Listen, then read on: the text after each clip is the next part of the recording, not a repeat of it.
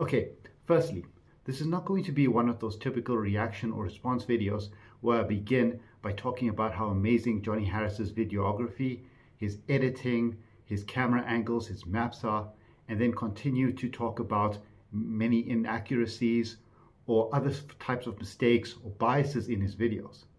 Regarding this specific video, How Europe Stole Africa, I actually think it's a very good starting point for people who are interested in this topic.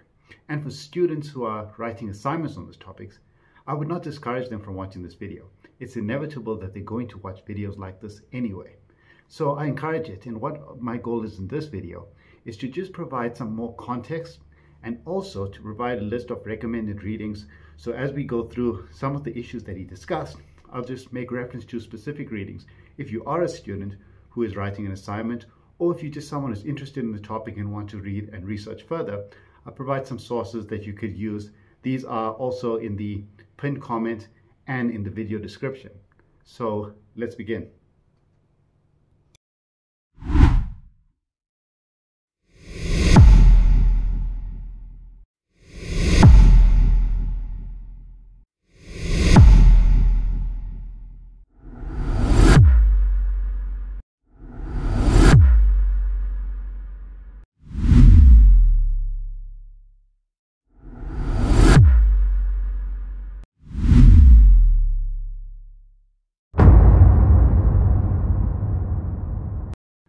Okay, so Johny Harris begins his video by comparing two maps, one which depicts Europe's overseas empire in 1800 and one which depicts it in 1914 when World War I broke out.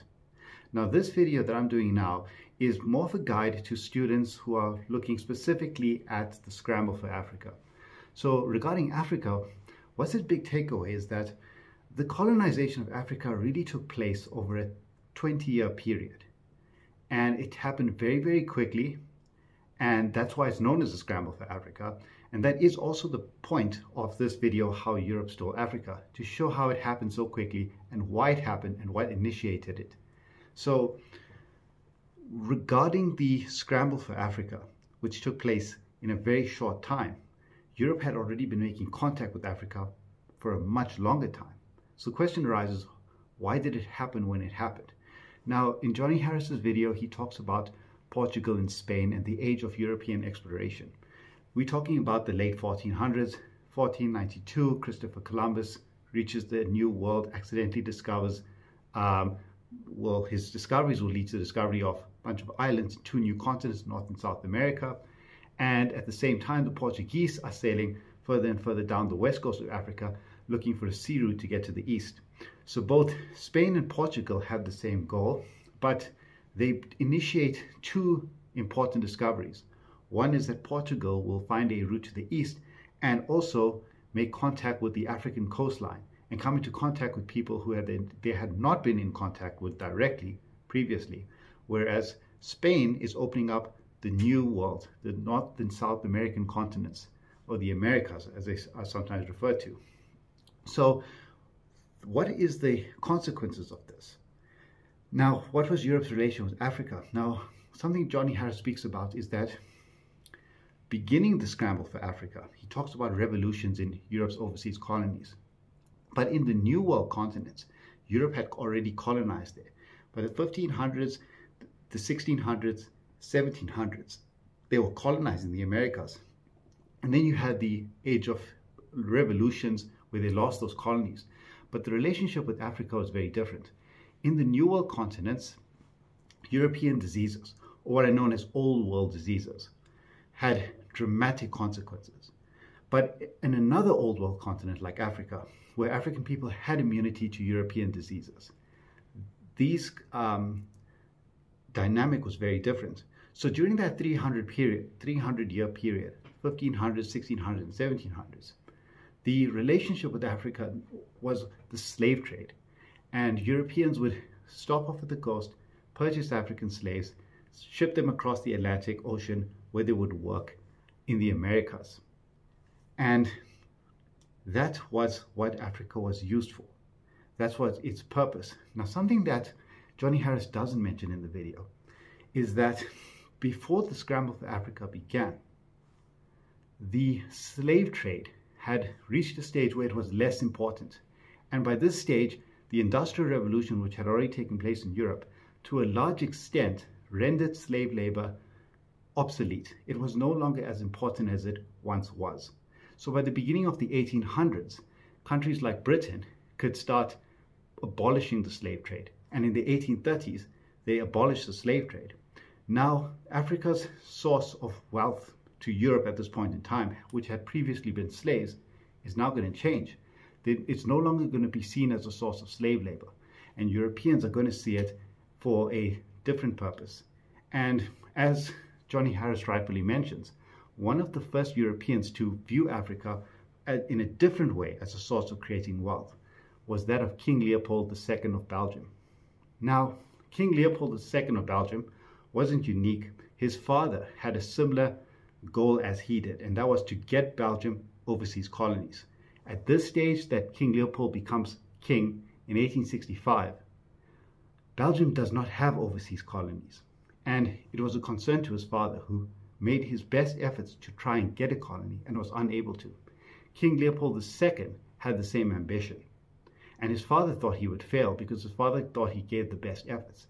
King Leopold II, nonetheless, tried to get colonies abroad, and he tried to buy colonies from various other European powers. He tried to rent colonies from various other European powers, and all his attempts were unsuccessful until he focused his attention on Africa. And the reason he focused his attention on Africa was because Africa was one area which had not been colonized yet. It had not been explored yet, and therefore Europeans had not been into the interior of Africa. They were in no position to colonize it. But this was about to change during the period in which King Leopold II became King of Belgium. Now, just a note on King Leopold II, if you are interested in this topic, a fantastic book on King Leopold and his motives for colonizing the Congo is Adam Hochschild's King Leopold's Ghost, where he looks at King Leopold, his background. King Leopold became King of Belgium in 1865. Belgium is a very small country. He is related to the other monarchs of Europe, but where his cousins are ruling over powerful countries with large overseas empires, he's ruling over a small country, Belgium, and Belgium has no colonies, which is a concern to him. Even a small country like the Netherlands has overseas colonies. And this becomes one of the factors that motivates him to want to go create a colony. Another thing that is important to take note of King Leopold is that he became king at a time where the power of king was limited. He was what we know as a constitutional monarch, where he has to share power with parliament. This also added to his frustrations. He wanted a source of wealth, a source of prestige. He wanted the colony. So he would follow, and there's a fantastic book called The Scramble for Africa, which shows how Leopold did this and the impact of Leopold's desire for a Central African colony. And Leopold would follow the newspapers very attentively, because at this time, the celebrities were not social media stars, but explorers who were going into Africa.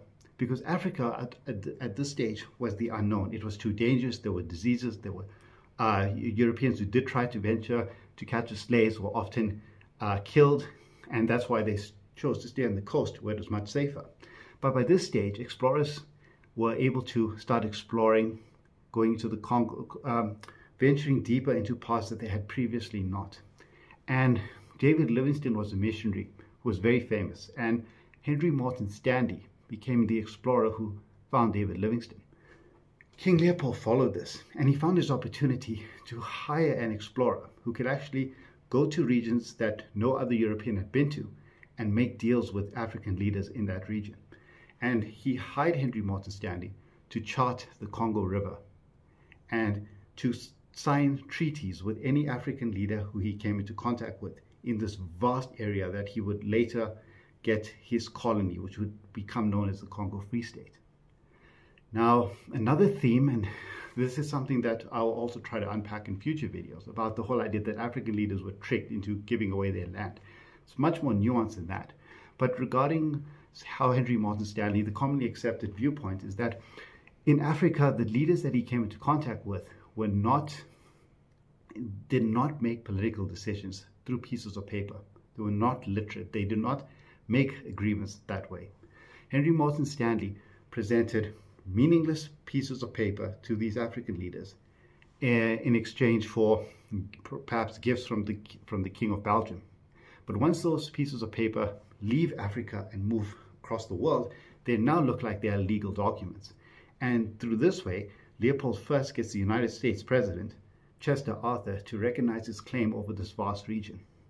While this is happening, France is becoming more interested. Other European powers are also becoming more interested. And this is what really initiates the scramble for Africa. And the topic of the Berlin Conference in 1884, November 1884 to February 1885, is a fascinating topic in its own right. And that's why I do recommend the book I mentioned earlier for more insight in this. In fact, even dealing with the causes of the First World War, this period here where Europe began to fight over claiming territory in Africa was very important. And the treaties and the alliances that later emerged during the First World War. But what's important to take away is that in the Berlin Conference, largely because of Leopold wanting as much of Africa as he could get to create wealth for himself, it motivated other European powers to do the same. So they met in Berlin, and it's obvious that no African was present over there. But what's interesting is that the majority of the European powers who were present at this Berlin Conference had never been to the continent themselves. They were moving pieces around, making deals. I'll give you this territory if you give me that territory, having no idea the consequences that this would have on the continent. And basically, the Berlin Conference were a group of Europeans sitting around a map of Africa, majority of whom had never been there, trying to find a way in which they could divide Africa up in a way that would prevent them from growing into conflict without consulting anyone on the continent. And they drew up very rigid lines and rigid borders, and this would have dire consequences in the future. The obvious, it split people up. Communities or societies that had once been large empires were now had a border directly through it. Groups that had previously been historical enemies were now lumped together in one country. A good way of thinking about this is to imagine leading up to World War I, if someone had conquered Europe and suddenly put France and Germany, or French and Germans, to one country, split up other countries in the same way. That's really what happened in Africa. So it's vastly complicated. For example, the Bakongo, who were in Central Africa at the coast, large ethnic group, they were divided between what Leopold will call his Congo Free State, into a French Congo, and into Portuguese Angola. So the Berlin Conference, in a nutshell, was a group of Europeans who had not been to the continent, trying to divide it up amongst themselves. And then after the conference, they drew up the borders. So after the Berlin Conference, the next task was to actually send in soldiers, diplomats to Africa to ensure that the borders that the Europeans drew up during the Berlin Conference would be accepted or enforced in Africa itself. And this was done through treaty and through conquest. But before we get to that, just some key things to take note of is that why did Europe decide to colonize Africa during this time following the lead of King Leopold? This is explained in many different sources, but The History of Africa by Kevin Shillington is a very good source. His chapter that deals with the scramble of Africa goes into detail with the events leading up to the Berlin Conference, and the events which followed the Berlin Conference. Also highlights clearly that it was in this stage where Europeans were in a position to be able to colonize Africa, where previously they were not able to. In a nutshell, the most generally put forward reasons is that during the scramble for Africa, they wanted to open up African markets, they wanted to access African resources, and there was competition amongst European powers themselves. As far as how they could colonize Africa, quinine provided immunity to diseases that had previously prevented Europeans from being able to explore the interior, but very important was the Industrial Revolution and machine guns, or the Maxim gun, which is the precursor, as well as steamboats, which made it possible to navigate the river, up the river. The topic of Maxim guns and steamboats gave Europeans a huge advantage. It doesn't matter the size of the army that you would come into contact with.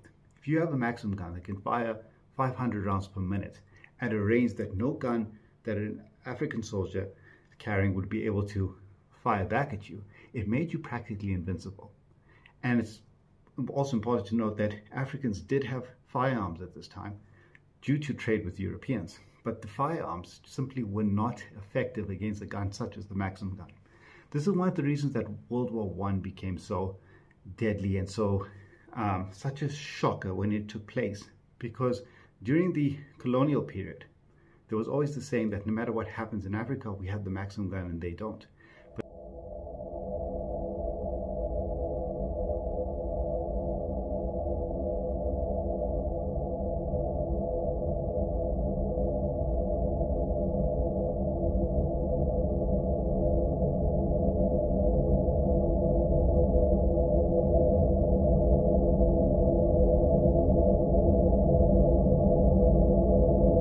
The major takeaways of looking at the Scramble for Africa, and this is not something that Johny Harris does. This is part 3 of a 3-part series that he's been working on, looking at how Europe stole the world. But as far as Africa goes, the Scramble for Africa period, and as I said in a previous video on this channel, it's a very short period. If you look in totality at African history, it's like the blink of an eye. But it's such an influential period. And this is because during the Scramble for Africa and the Berlin Conference, the borders that Europeans created had a devastating influence on the continent, dividing people up into different regions who had once been one people, putting hostile or historical enemies into a country, creating a giant country like the Congo that had so many different groups, putting into Nigeria 3 huge ethnic groups into one country with many various other different ethnic groups, created all kinds of difficulties and challenges. And then during the colonial period, Africa was exploited in a different way. Leading up to the Berlin Conference and the Scramble for Africa, there was a lot of desire for wealth. Afterwards, all that enthusiasm seemed to die down, and European powers then had colonies which were actually expensive to run, and they used them in a way that they could extract resources. But the way in which these colonies were run during the colonial period was to have devastating and dire consequences. Again, this is something that is outlined in Kevin Shillington's History of Africa in a lot of detail, whether they used peasant